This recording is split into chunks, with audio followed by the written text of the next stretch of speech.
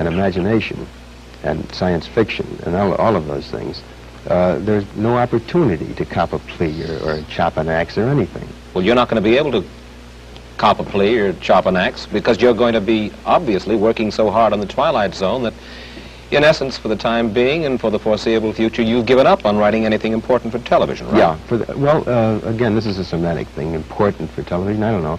If by important you mean I'm not going to try to delve into current social problems dramatically, you're quite right, I'm not. You told Kay Gardella of the New York Daily News this. You said, professionally, I don't think Twilight Zone will hurt me, but I must admit I don't think it'll help me either. I'm stepping out of the line of fire. You've had it as far as trying to beat your brains out. Would you just read me the first two lines, Mike? Professionally, I don't think Twilight Zone will hurt me, but I must admit I don't think it'll help me. I never said that. I'm convinced it'll help me. I have great pride in the show. In 11 or 12 years of writing, Mike, I can lay claim to at least this. I have never written beneath myself. I've never written anything that I didn't want my name attached to. I have probed deeper in some scripts, and I've been more successful in some than others. But all of them that have been on, you know, I'll take my lick. They're mine, and that's the way I wanted them. Somebody asked me the other day if this means that I'm going to be a meek conformist, and my answer is no. I'm just acting the role of a tired nonconformist, and I don't want to fight anymore. I don't want to fight anymore. I don't want to have to battle sponsors and agencies. I don't want to have to push for something that I want and have to settle for second best.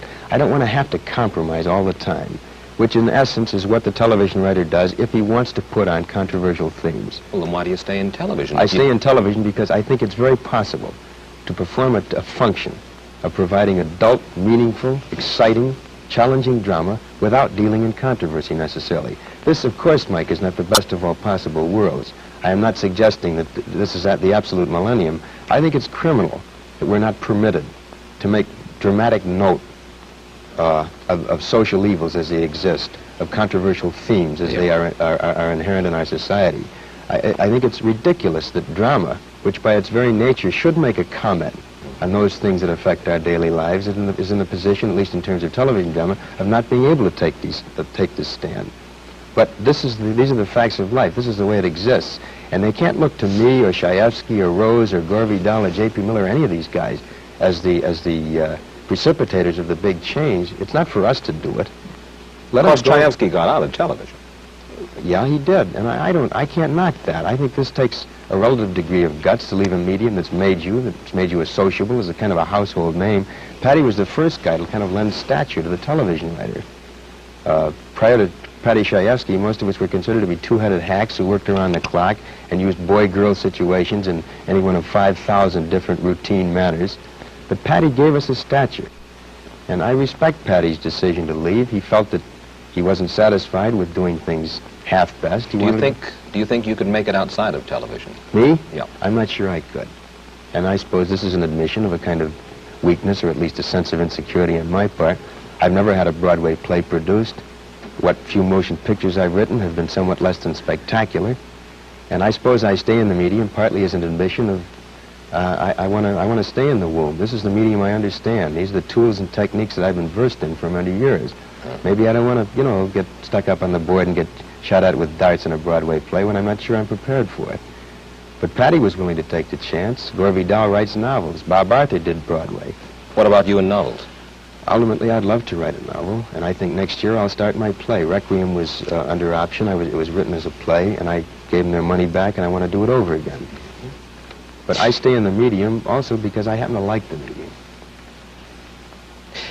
Herb Brodkin, who was a TV producer who was associated with some of your earlier plays, has said this about you. He said, Rod is either going to stay commercial or become a discerning artist, but not both.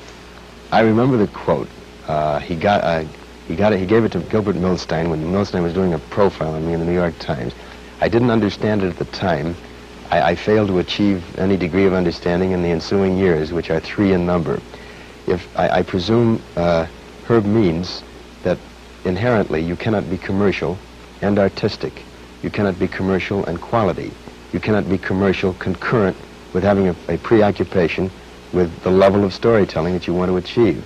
And this I have to reject. I think you can be, I don't think calling something commercial tags it with a kind of an odious suggestion that it stinks, that it's something raunchy to be ashamed of. I don't think, if you say commercial means to be publicly acceptable, what's wrong with that? As long, the essence of my argument, Mike, is that as long as you are not ashamed of anything you write, if you're a writer, as long as you're not ashamed of anything you perform if you're an actor, and I'm not ashamed of doing a television series. I could have done probably 30 or 40 film series over the past 5 years. I presume at least I've turned down that many, with great guarantees of cash, with great guarantees of financial security, but I've turned them down because I didn't like them. I did not think they were quality, and God knows they were commercial. But I think innate in what Herb says is this suggestion made by many people that you can't have public acceptance and still be artistic. And as I say, I have to reject that. One of your most recent plays was one called The Velvet Alley, right? Right. It was about the corrupting influences of Hollywood and big money. Right. Where'd that come from? Your own experiences? Part of it was very autobiographical. Part of it was a composite of observation of other people involved. Well, what do you mean by the corrupting influence of Hollywood and big money? What is that? What are you saying? I didn't mean to suggest that corruption had a geographical tag, that it was necessarily the corruption of Hollywood. What I tried to suggest dramatically was that when you get into the big money, particularly in the kind of detonating, exciting, explosive, overnight way that our industry permits, there are certain blandishments that a guy can succumb to, and many do. Such as? A preoccupation with status, with the symbols of status, with the heated swimming pool that's 10 feet longer than the neighbors, with the big car, with the concern about billing. All these things, in a sense, rather minute things, really, in context, but that become disproportionately large in a guy's mind. And also, because those become so large, what becomes small?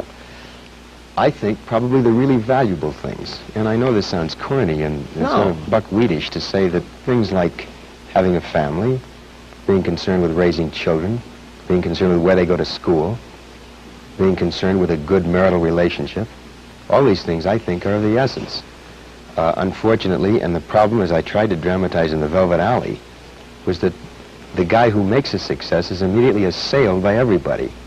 And you suddenly find yourself having to compromise along the line, giving so many hours to work and a disproportionate number of fewer hours to family. Yeah.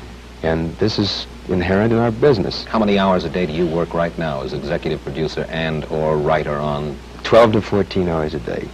How many days a week? 7. And I don't mean, now seriously, I'm not asking for figures here, but obviously, The Twilight Zone is your own creation. You're doing it for money. I think that our audience would be fascinated to know. And again, I don't want to get too specific, but how rich can a fella get under these circumstances? Well, if the show is successful, he can get tremendously rich. He can make $500,000, I suppose. $500,000 of what? A year? Over a period of 3 or 4 years, I suppose, yeah. But, Mike, I'm not, again, this sounds defensive and it probably sounds phony, but I'm not nearly as concerned with the money to be made on this show as I am with the quality of it, and I can prove that. I have a contract with Metro-Goldwyn-Mayer which guarantees me something in the neighborhood of $250,000 over a period of 3 years. This is a contract I'm trying to break and get out of, so I can devote time to a series which is very iffy, which is a very problematical thing. It's only guaranteed 26 weeks, and if it only goes 26 weeks and stops, I'll have lost a great deal of money. But I would rather take the chance and do something I like, something I'm familiar with, something that has a built-in challenge to it. It's even possible, though, that if it is a success, you could make well over the $2 million that you suggested, right. 4 years, $500,000 apiece. Quite right, but I happen to feel, after a year and a half of working 12 to 14 hours a day, it's worth it. And I think I rate it. I think anybody does who works that hard and can create an idea and can make a show go. 30 seconds. Is television good? Some television's wonderful. Some television is exciting and promising and has vast potential. Some television is mediocre and bad. But I think it has promise, Mike. I think this can conceivably be a real art form. And I stick with it for the reasons I said, and because I think that it can only improve, and can improve tremendously, and I think aims toward that. Rod Serling's story can be summed up in just a few words. From 40 rejection slips to 3 Emmy Awards, from a trailer home to a hacienda in Hollywood complete with swimming pool. It hasn't been a long road, but it's been a hard one. And the last couple of miles have been paved with gold. We thank Rod Serling for adding his portrait to our gallery. One of the people other people are interested in. Mike Wallace, that's it for now.